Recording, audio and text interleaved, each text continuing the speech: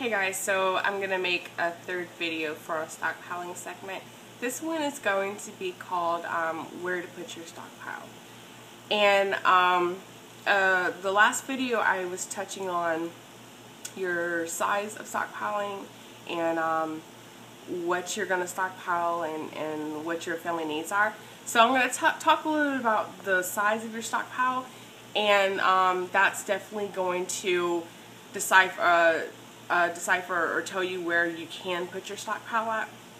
For instance, first off, you want to give yourself a limit of your stockpile. You want to tell yourself, okay, how long worth of products do I want to stockpile for?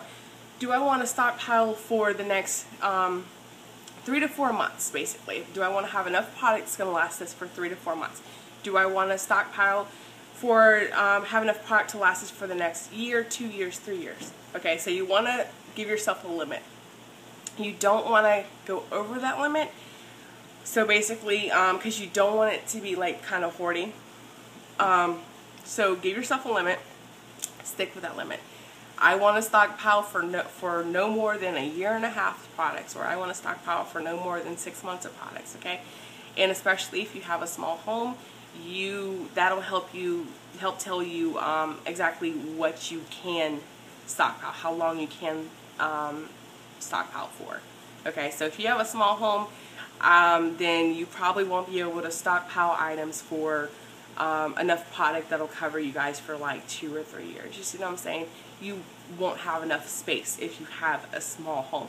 We have a 1-bedroom house, and it's pretty small. I do have an attic.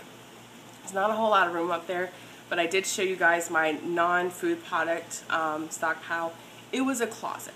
Alright, so I'm not going overboard. I've given myself a limit, and that closet holds a year's worth of certain products for us. Okay, I have a year's worth of shampoo. I have a year's worth of deodorant, maybe 1.5 years worth, and these are smaller products, but I am able to stockpile a year's worth of product and put it in my closet because I'm not stockpiling a gazillion different things. Alright, so yeah, and another reason why you want to limit the amount of your stockpile to a few months or however many years or whatever you want to do it is because you don't want to waste those products.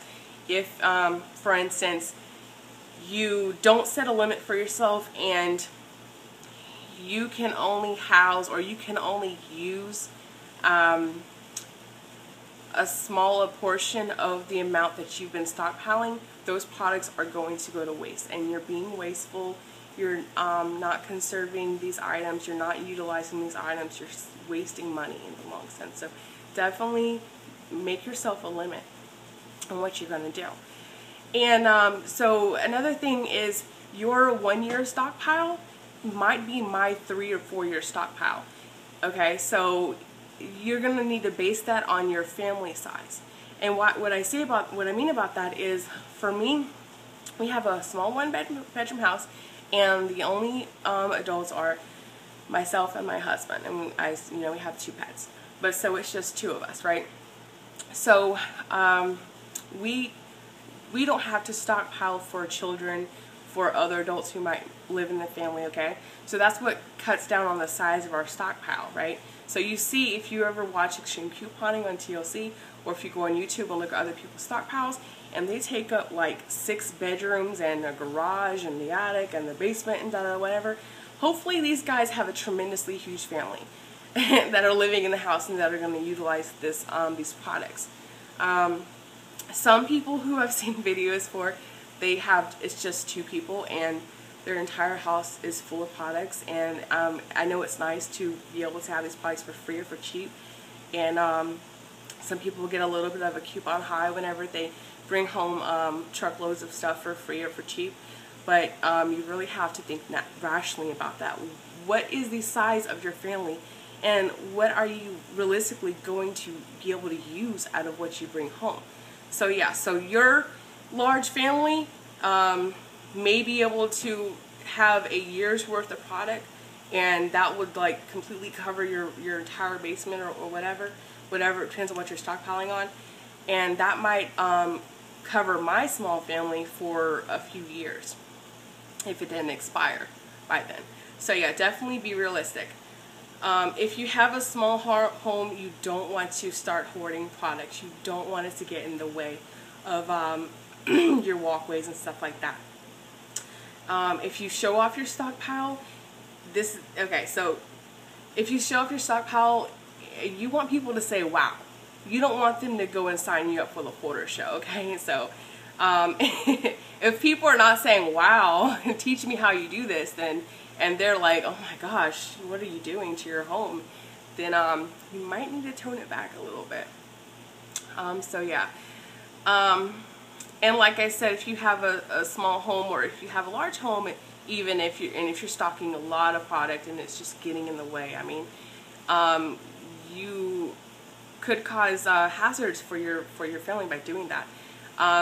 Where to put your stockpile? You don't want to block any doors. You don't want to block your windows.